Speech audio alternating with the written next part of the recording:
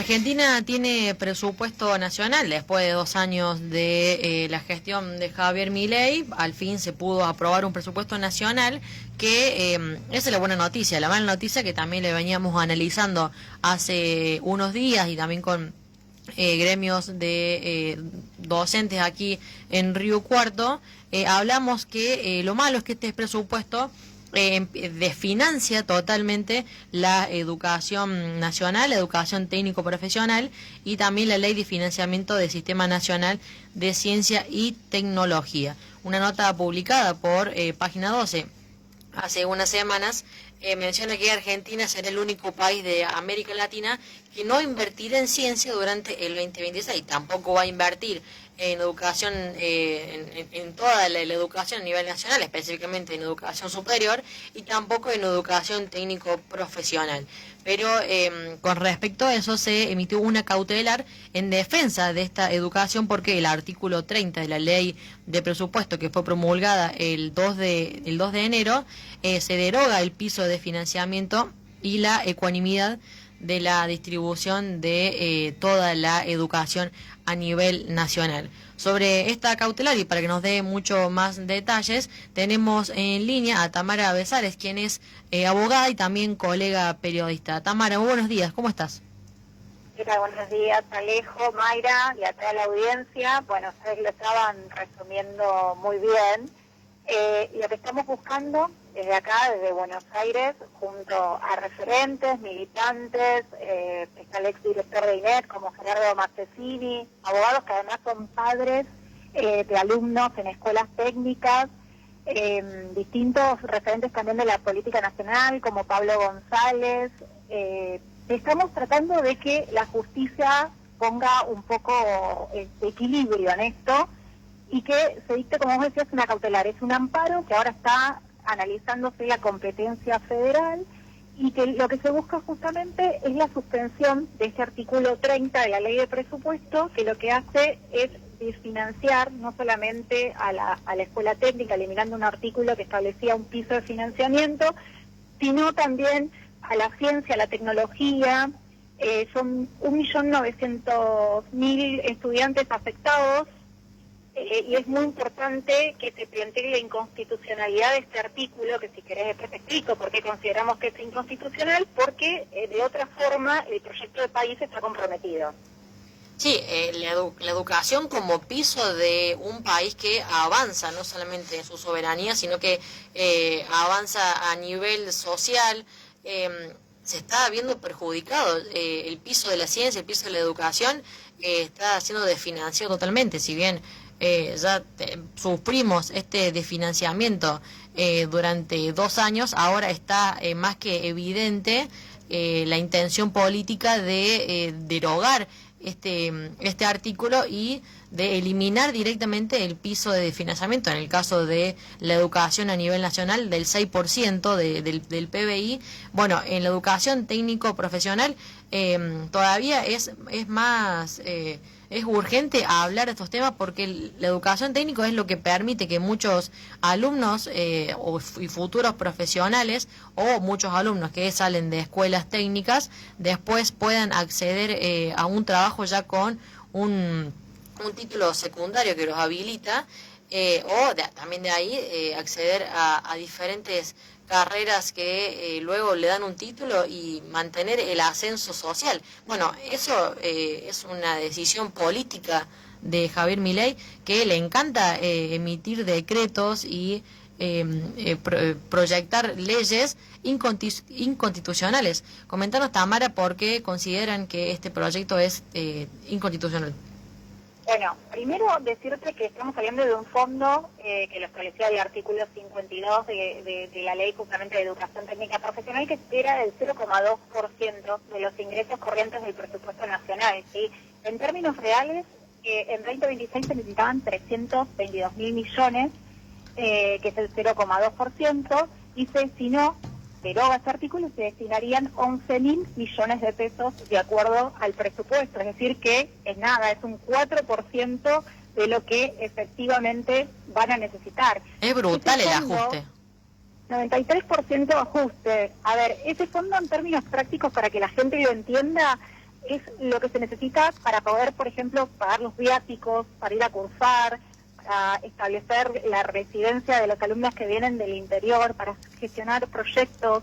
Y se le suma obviamente la situación social delicada de las familias, ¿no? Que hoy los pibes, en vez de tener un proyecto técnico de un trabajo a través de las prácticas profesionalizantes, tienen que ir a trabajar en trabajos de las aplicaciones o bien en casas de comidas rápidas, que no les merecemos ningún trabajo, ¿no? Pero es para que tomen dimensión de cómo el país se va afectando en su proyecto de ser un país industrializado.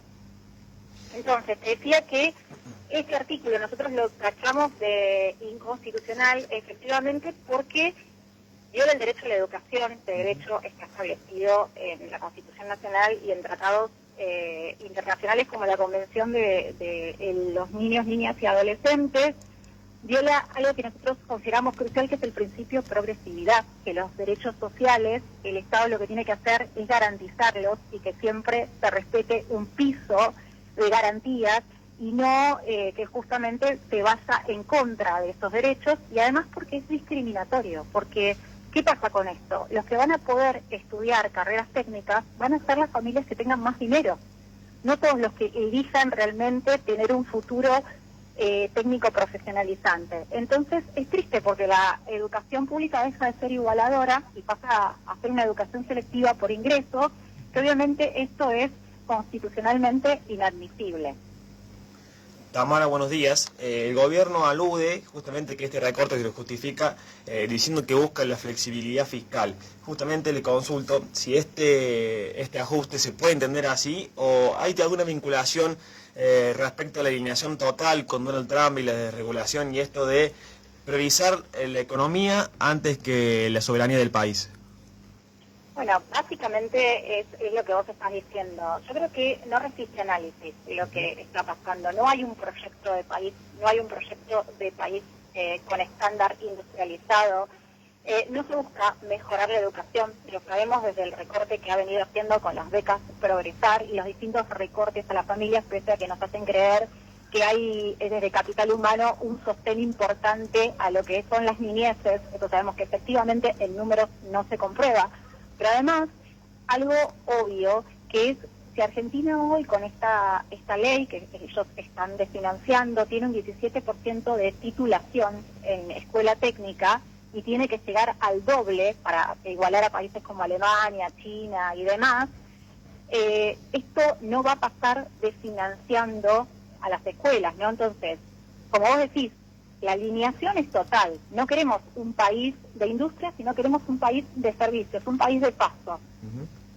Ahora, también hay una alineación total, con la política estadounidense, teniendo en cuenta que desfinancia toda la ciencia, la técnica y la educación a nivel nacional para depender de una ciencia, es decir, estamos produciendo o estamos educando a científicos o quienes queden en Argentina para que se vayan a otros países, porque acá es invivible, es insostenible, y además con la riqueza que tienen nuestros científicos y científicas, nuestros técnicos, no hay sueldo que puedan abarcar el nivel de estudio, tampoco se los contempla, tampoco se los valora, y se van a otros países. Estamos viviendo una nueva fuga de cerebros, y hay una alineación, con Estados Unidos, porque Milei totalmente se alinea a la política estadounidense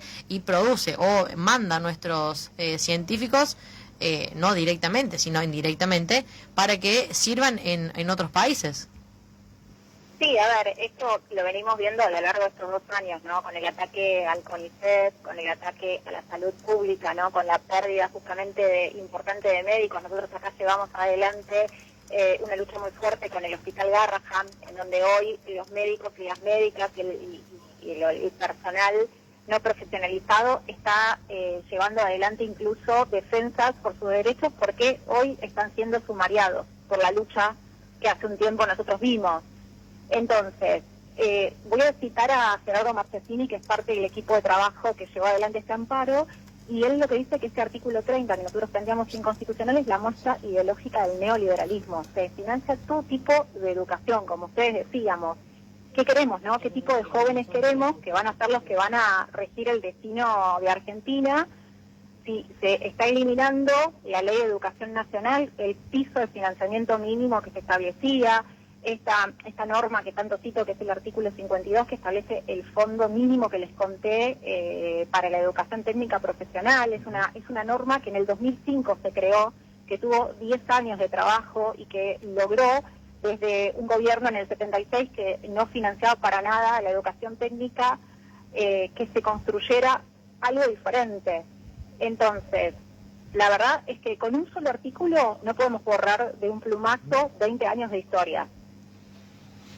Tamara, para finalizar, y también te agradecemos el tiempo, los minutos brindados, hablando de destinos, justamente, ¿qué destino puede tener esta cautelar? ¿Creen que avance en el corto plazo? Sabemos que la justicia está de feria, al menos hasta fines de enero. ¿Cuál es justamente la visión sobre esta cautelar? Bueno, nosotros ahora estamos dirimiendo una cuestión de competencia en el Foro Federal y pedimos la habilitación de la feria judicial porque consideramos que esto genera una incertidumbre a las familias y un daño ya activo. No se puede esperar a febrero a que la justicia retorne a su actividad. Entonces, primero tienen que emitirse respecto de la habilitación de feria y en función de esto, el juez que decida esto va a tener que plantear la cautelar. ¿Qué quiere decir la cautelar? Que esto es una medida urgente que la justicia tiene que dictar, por ejemplo, preventivamente la suspensión de este artículo y después nos llevará a un proceso de muchos años que veremos los resultados adelante, incluso cuando ya la ley de presupuesto no corra. Algo para cerrar, les quiero decir es que en todo el mundo la educación técnica tiene fuera este circuito educativo financiamientos extras, ¿no? Porque es una educación que requiere muchísima inversión.